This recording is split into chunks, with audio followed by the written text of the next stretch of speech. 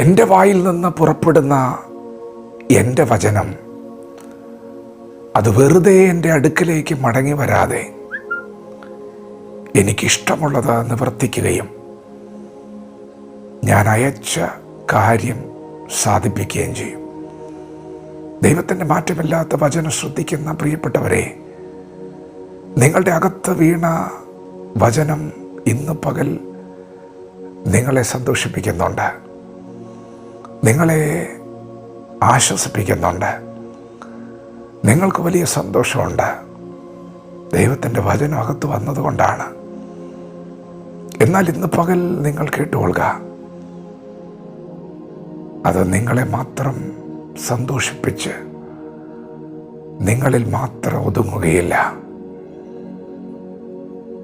അതിനപ്പുറമായൊരു ദൈവപ്രവൃത്തി നിങ്ങളിലൂടെ ദൈവം ചെയ്യാൻ പോവുകയാണ്. അതിപ്പോൾ നിങ്ങളെ സന്തോഷിപ്പിക്കുന്നുണ്ട് എന്നുള്ളത് സത്യമാണെങ്കിലും അതിനപ്പുറമായ ഒരു ദൈവപ്രവൃത്തി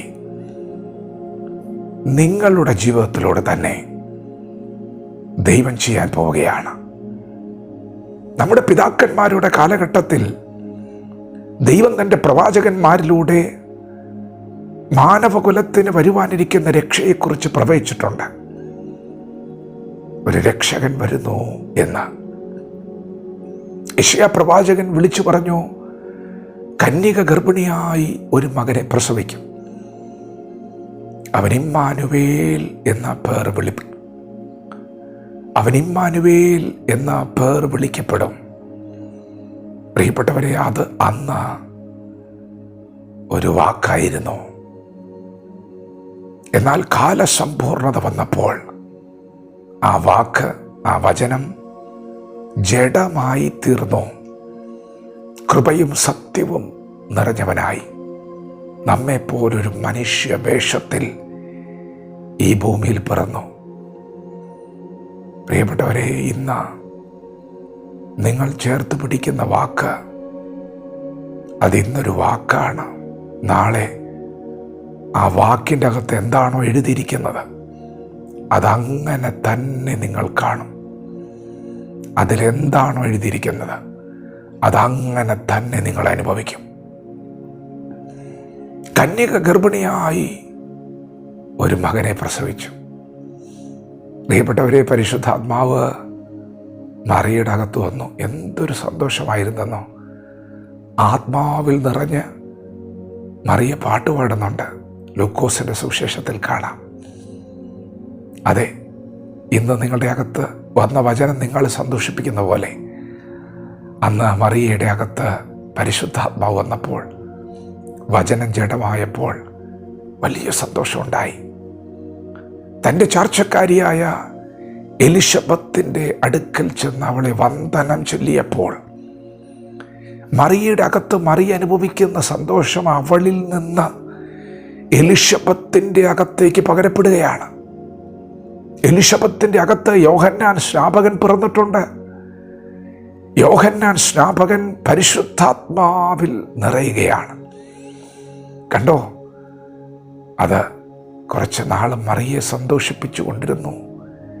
എന്നാൽ ചില സമയം കഴിഞ്ഞപ്പോൾ ആ സന്തോഷം എലിശബത്തിൻ്റെ അകത്തേക്കും പകരപ്പെടുകയാ, യോഹന്നാൻ്റെ അകത്തേക്കും പകരപ്പെടുകയാ. ചില നാളുകൾ കഴിഞ്ഞപ്പോൾ നസറത്ത് മുഴുവൻ സന്തോഷിക്കാൻ തുടങ്ങി. യെരൂശലേം സന്തോഷിക്കാൻ തുടങ്ങി. യെരൂശലേം പട്ടണം ഇളകാൻ തുടങ്ങി. യേശു പട്ടണത്തിൽ വന്നിരിക്കുന്നു എന്ന വാർത്ത കേട്ട് ആയിരങ്ങൾ തടിച്ചുകൂടി. പ്രിയപ്പെട്ടവരെ, അത് ഒരു വീട്ടിൽ വന്നു, അതൊരു പട്ടണത്തിൽ വന്നു. എന്നാൽ അതൊരു പട്ടണം കൊണ്ട് അവസാനിച്ചില്ല. ദൈവം അയച്ച കാര്യം സാധിപ്പിക്കാൻ തുടങ്ങിയപ്പോൾ, ദൈവത്തിൻ്റെ ഇഷ്ടം നിവർത്തിക്കാൻ തുടങ്ങിയപ്പോൾ യേശുക്രിസ്തു ലോകത്തിൻ്റെ വെളിച്ചമായി ഇന്ന് ലോകത്തെ സന്തോഷിപ്പിക്കുകയാ, ഏത് മനുഷ്യനെയും പ്രകാശിപ്പിക്കുക. നിങ്ങളുടെ അകത്ത് വന്ന വചനം ഇന്ന് പകൽ നിങ്ങളെ സന്തോഷിപ്പിക്കുമ്പോൾ പ്രിയപ്പെട്ടവരെ, അത് നിങ്ങളിലൂടെ നിങ്ങളുടെ ദേശത്തെ സന്തോഷിപ്പിക്കുമെന്ന് പറഞ്ഞാൽ നിങ്ങളുടെ പട്ടണത്തെ സന്തോഷിപ്പിക്കുമെന്ന് പറഞ്ഞാൽ എത്ര പേർ ആമേൻ പറയും? ദൈവത്തിൻ്റെ വായിൽ നിന്ന് പുറപ്പെട്ട വചനമാണ്. നിങ്ങളെ സന്തോഷിപ്പിക്കാൻ വന്നതാ, പക്ഷേ അത് നിങ്ങളിൽ ഒതുങ്ങുകയില്ല. നിങ്ങൾ പട്ടണത്തെ ചലിപ്പിക്കുന്നവരാകും.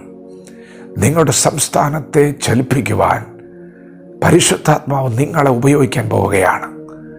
നിങ്ങളുടെ രാജ്യത്തെ പ്രകാശിപ്പിക്കുവാൻ പരിശുദ്ധാത്മാവ് നിങ്ങളെ ഉപയോഗിക്കാൻ പോവുകയാ. നിങ്ങളിൽ സ്ഫോടനാത്മകമായ മാറ്റങ്ങൾ സംഭവിക്കുന്നു. ദൈവം നിങ്ങളെ ഉപയോഗിക്കാൻ പോകുന്നു. നിങ്ങളുടെ അകത്ത് കിടക്കുന്ന വചനം ചലിക്കാൻ പോവുകയാണ്. വിശ്വസിക്കാമോ? വിശ്വസിക്കണം.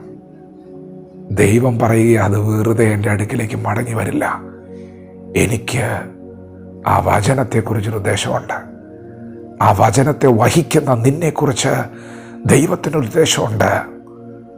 അത് അയച്ച കാര്യം സാധിപ്പിക്കും. ഇന്ന് പകൽ അത് നിന്നെ സന്തോഷിപ്പിക്കുന്നു. നാളെ സ്ഫോടനാത്മകമായ മാറ്റങ്ങൾ നിന്നിലൂടെ ദൈവം ചെയ്യാൻ പോകുന്നു. വചനത്തോട് പ്രതികരിക്കാം. ദൈവം നമ്മെ ഓരോരുത്തരും ഈ പകൽ അനുഗ്രഹിക്കുമാറാകട്ടെ. ആമേൻ.